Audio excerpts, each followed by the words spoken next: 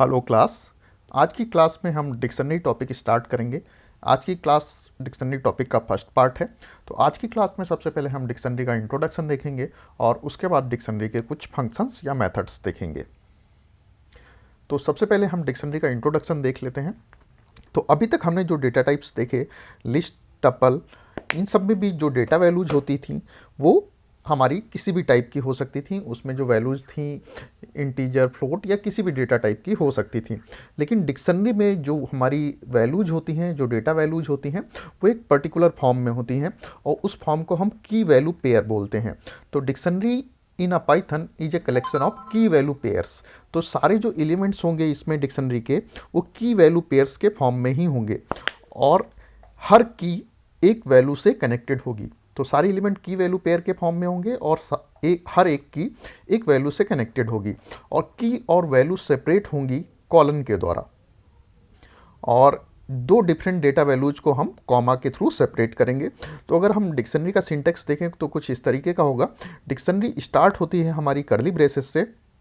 तो curly braces से हम रिप्रेजेंट करते हैं डिक्शनरी को। तो पहली की मान लीजिए ये हुई, उसके बाद कॉलन, उसके बाद वैल्यू, फिर कॉमा, की कॉलन वैल्यू, कॉमा, की कॉलन वैल्यू। तो इस टाइप से कितनी भी वैल्यू हो सकती हैं एक डिक्शनरी में। तो तो इसमें एक जो फीचर है की, ये जो होती है ये हमेशा इम्यूटेबल टाइप की होनी चाहिए। मीन्स ये नंबर हो सकता है, स्ट्रिंग हो सकता है, टपल हो सकता है और वैल्यू किसी भी टाइप की हो सकती है। लेकिन जो की होगी वो म्यूटेबल नहीं हो सकती। मीन्स अगर हम चाहें कि की में हम लिस्ट डाल दें तो वो पॉसिबल नहीं है। Elements are separated by comma. तो हमने देख लिया एलिमेंट्स कॉमा के थ्रू सेपरेटेड होते हैं और कर्ली ब्रेसेस रिप्रेजेंट करता है एक डिक्शनरी को। तो ये हमारा कर्ली ब्रेसेस यहाँ पे हम रिप्रेजेंट कर रहे हैं। अगर हमें एम्प्टी डिक्शनरी शो करनी है तो अगर हम सिंपली दो कर्ली ब्रेसेस बना दें, स्टार्टिंग और एंड कर दें उससे, और उसके बीच में कोई भी एलिमेंट ना दें, तो वो हमारी एक एम्प्टी डिक्शनरी कहलाती है। और की जो होनी चाहिए किसी डिक्शनरी में, अगर मान लीजिए 5 एलिमेंट्स हैं तो उसमें 5 एलिमेंट्स की वैल्यू पेयर के फॉर्म में होंगे और पांचों की जो होंगी वो यूनिक होंगी। तो डिक्शनरी में की हमेशा यूनिक रहती हैं। वैल्यू यूनिक होना जरूरी नहीं है, वैल्यू कुछ भी हो सकती है। और हमने देखा कि की हमारी म्यूटेबल नहीं हो सकती, की हमेशा इम्यूटेबल होनी चाहिए, जबकि वैल्यू किसी भी डेटा टाइप की हो सकती है। और डिक्शनरी क्या है, खुद एक म्यूटेबल डेटा टाइप है। मीन्स इसको हम क्रिएट करने के बाद इसको चेंज कर सकते हैं। तो डिक्शनरी का की सिंटैक्स हमने पहले ही देख लिया। तो इस टाइप से हम डिक्शनरी को रिप्रेजेंट करते हैं। अब हम देखते हैं कि डिक्शनरी क्रिएट कैसे करते हैं। तो अभी हमने जैसे पिछले अभी देखा कि डिक्शनरी का फॉर्मेट हमने देखा, तो उसी फॉर्मेट के थ्रू हम डिक्शनरी को क्रिएट कर सकते हैं। तो मान लीजिए creation of dictionary, dictionary can be created by placing elements with in curly braces. तो कर्ली ब्रेसेस के अंदर हम एलिमेंट्स को प्लेस कर सकते हैं और इससे हमारी डिक्शनरी क्रिएट हो जाएगी। तो मान लीजिए dict1 हमारी डिक्शनरी का नाम है, इक्वल टू, हमने कर्ली ब्रेसेस से स्टार्ट किया तो 1 यहाँ पे हमारी की है, कॉलन वैल्यू अजय। तो ये हमारी स्ट्रिंग है, इसीलिए हमने इसको कोट्स में दिया। और कॉमा 2 कॉलन अभय, 3 कॉलन रमेश। तो मान लीजिए अगर 1 रोल नंबर है, अजय उसका नाम है, 2 रोल नंबर है, उसका नाम अभय है, रोल नंबर 3 का नाम रमेश है। तो कुछ इस तरीके का डेटा हमारे डिक्शनरी में रहता है। सारे एलिमेंट्स, यहाँ पे 3 एलिमेंट्स हैं, ये पहला एलिमेंट, ये दूसरा एलिमेंट, ये तीसरा एलिमेंट। पहला एलिमेंट की वैल्यू पेयर के फॉर्म में है, दूसरा एलिमेंट की वैल्यू पेयर के फॉर्म में है और तीसरा एलिमेंट भी की वैल्यू पेयर के फॉर्म में है। तो डिक्शनरी के सारे एलिमेंट की वैल्यू पेयर के फॉर्म में होंगे और की और वैल्यू सेपरेट होगी एक कॉलन के द्वारा।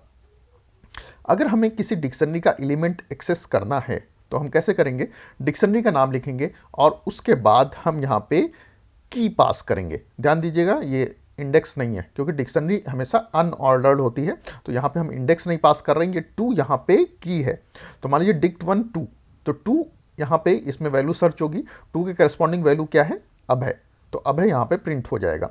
मान लीजिए अगर हम सिंपल dict1 लिख देते हैं तो हमारी पूरी डिक्शनरी प्रिंट हो जाएगी। तो अब हम देखते हैं डिक्शनरी अनऑर्डर्ड होती है। जैसे हमने देखा लिस्ट और टपल दोनों ऑर्डर्ड थे, दोनों में हर एलिमेंट के लिए एक पर्टिकुलर इंडेक्स पहले से डिसाइडेड होता था कि वो एलिमेंट उसी पोजीशन पे आएगा। लेकिन डिक्शनरी में एलिमेंट्स अनऑर्डर्ड होते हैं, किसी भी पोजीशन पे आ सकते हैं। हम किसी भी एलिमेंट को अगर हमें एक्सेस करना है तो हम उसे की के थ्रू एक्सेस करेंगे, हम उसके इंडेक्स के थ्रू एक्सेस नहीं करेंगे। तो in Python dictionary is unordered which basically means that we can't access its element based on position value. तो हम इसके एलिमेंट्स को पोजीशन वैल्यू के बेसिस पे एक्सेस नहीं कर पाएंगे, हम उनको की के थ्रू एक्सेस करेंगे। अब हम देखते हैं एक्सेसिंग वैल्यू। तो एक्सेसिंग वैल्यू हमने जैसे देखा कि की के थ्रू ही हम वैल्यू को एक्सेस कर सकते हैं, क्योंकि हर एक एलिमेंट यहाँ पे की वैल्यू पेयर के फॉर्म में होता है, की सारी यूनिक होती हैं और हम की के थ्रू वैल्यू को एक्सेस कर सकते हैं।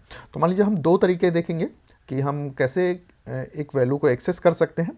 तो पहला तरीका हमने ऑलरेडी यहाँ पे देखा कि हम एक डिक्शनरी का नाम लिखेंगे और उसके बाद हम उसमें जो हमें की जिस की के करस्पॉन्डिंग वैल्यू चाहिए वो हम वहाँ पे शो करेंगे स्क्वायर ब्रैकेट के अंदर। तो मान लीजिए हमें एक डिक्शनरी है role 1 name Abhay subject CS।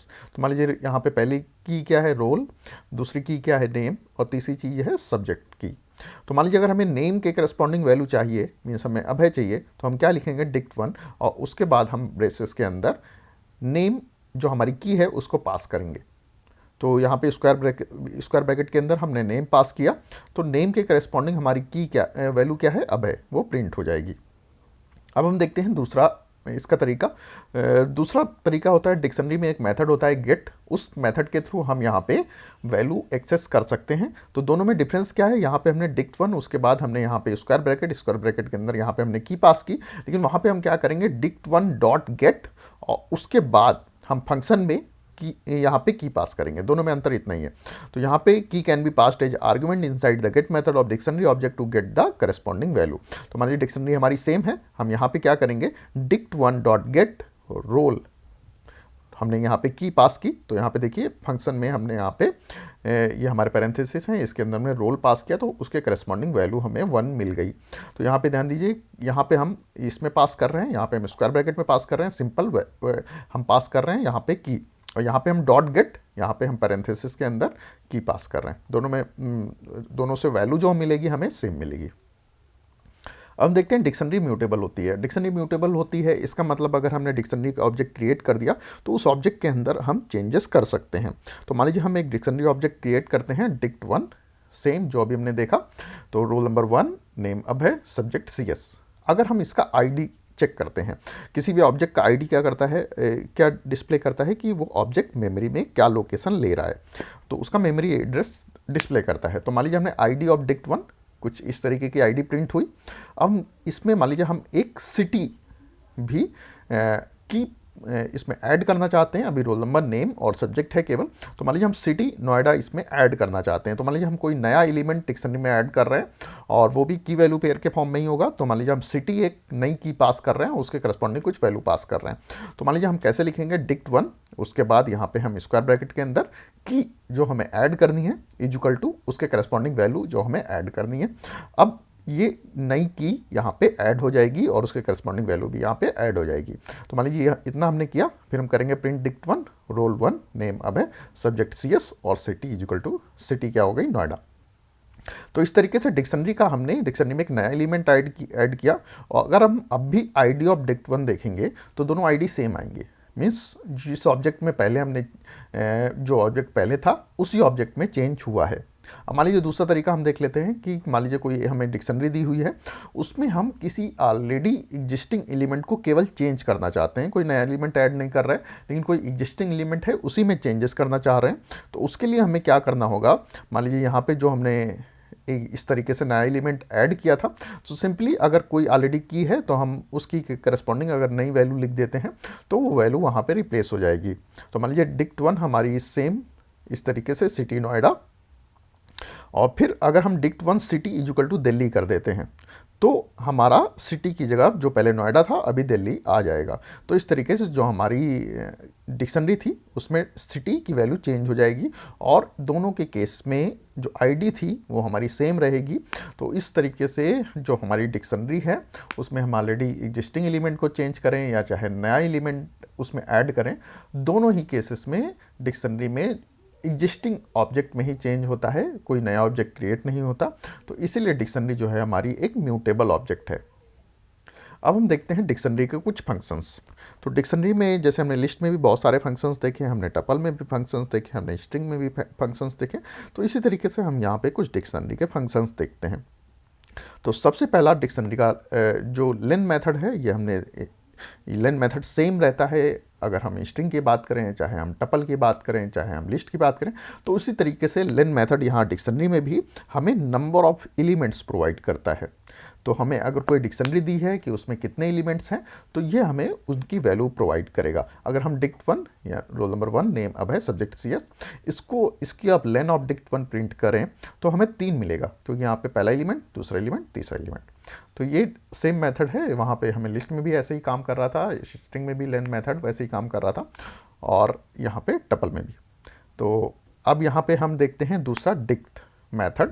Dict method एक डिक्शनरी क्रिएट करता है। मान लीजिए हम डिक्ट मेथड में अगर हम पास करते हैं कोई इक्वल टू साइन के साथ, मान लीजिए हम की वैल्यू पास कर रहे हैं a equal to 1, b equal to c, 2, c equal to 3, तो ये एक नई डिक्शनरी बन जाएगी जिसमें ये एलिमेंट a इक्वल टू 1 कैसे हो जाएगा, a:1, b:2, c:3, और a क्या हो जाएगी, की हो जाएगी, b की हो जाएगी, और c की हो जाएगी, और 1, 2, 3 क्या हो जाएंगी, वैल्यूज हो जाएंगी।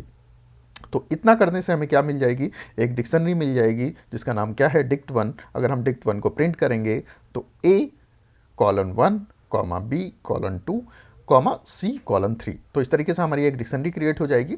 तो डिक्ट मेथड हमारी डिक्शनरी क्रिएट करता है। तीसरा फंक्शन हम देखते हैं कीज। अगर हमें डिक्शनरी में देखना है, मान लीजिए हमें डिक्शनरी दी हुई है, तो की मेथड एक लिस्ट रिटर्न करता है जिसमें सारी कीज डिक्शनरी की होती हैं। तो यहाँ पे return a list containing keys of dictionary. तो dict1 मान लीजिए हमारी डिक्शनरी है, रोल 1 नेम अभय, अब subject CS, print dict1 dot keys. तो ये हमारा क्या रिटर्न करेगा, एक लिस्ट रिटर्न करेगा जिसमें सारी कीज आ रही होंगी, रोल, नेम, सब। चौथा देखते हैं वैल्यूज। तो जैसे कीज फंक्शन काम कर रहा था, केवल की रिटर्न कर रहा था, उसी तरीके से वैल्यूज फंक्शन भी एक लिस्ट रिटर्न करता है जिसमें सारी वैल्यू आ रही होती हैं। तो मान लीजिए return a list containing values of dictionary. तो मान लीजिए role 1 name Abhay subject CS, तो इसमें क्या आ जाएगा, dict1 डॉट वैल्यूज से आ जाएगा 1 अभय CS। तो 1 अभय CS एक लिस्ट मिल जाएगी हमें जिसके एलिमेंट C होंगे। अब हम देखते हैं आइटम्स। तो यहाँ पे हम देख रहे थे की वैल्यू, और जैसे की क्या रिटर्न कर रहा था, कीज रिटर्न कर रहा था, वैल्यू क्या कर रहा था, वैल्यूज रिटर्न कर रहा था। उसी तरीके से आइटम्स हमारा डिक्शनरी के एलिमेंट्स को रिटर्न करेगा एक लिस्ट ऑफ टपल के फॉर्म में, और जिसमें एलिमेंट्स की और वैल्यू कुछ इस टाइप की होंगी। मान लीजिए ये डिक्शनरी हमारी role 1 name Abhay subject CS, तो बाहर एक टपल है,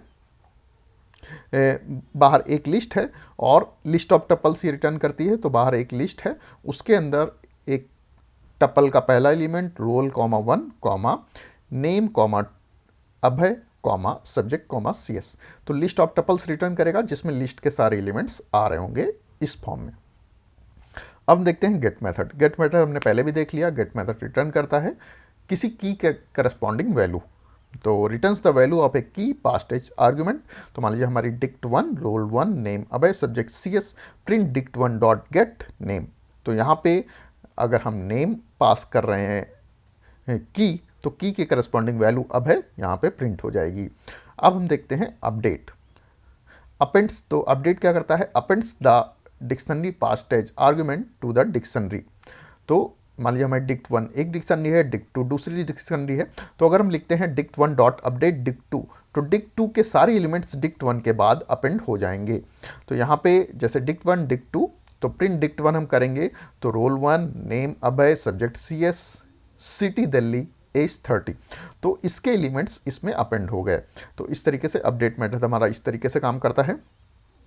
अब हम देखते हैं डेल। तो डेल कीवर्ड से किसी हम ऑब्जेक्ट को डिलीट कर सकते हैं। तो यहाँ पे अगर मान लीजिए हमें किसी एलिमेंट को डिलीट करना है तो हम कैसे करेंगे, मान लीजिए role 1 name Abhay subject CS, अगर हम लिखें डेल dict1 नेम, तो नेम के करस्पॉन्डिंग ये वाली वैल्यू है। तो अगर हम लिखेंगे डेल dict1 नेम, तो ये वाली वैल्यू पूरी हमारी जो एलिमेंट है, ये एलिमेंट डिलीट हो जाएगा। तो प्रिंट dict1 करेंगे तो केवल क्या रह जाएगा, रोल 1 और सब्जेक्ट CS। तो इस तरीके से हमारा डेल कीवर्ड यहाँ पे काम करता है। तो आज की क्लास को हम यहीं पे फिनिश करते हैं। Thank you. नेक्स्ट क्लास में हम डिक्शनरी के कुछ प्रोग्राम्स देखेंगे। Thank you.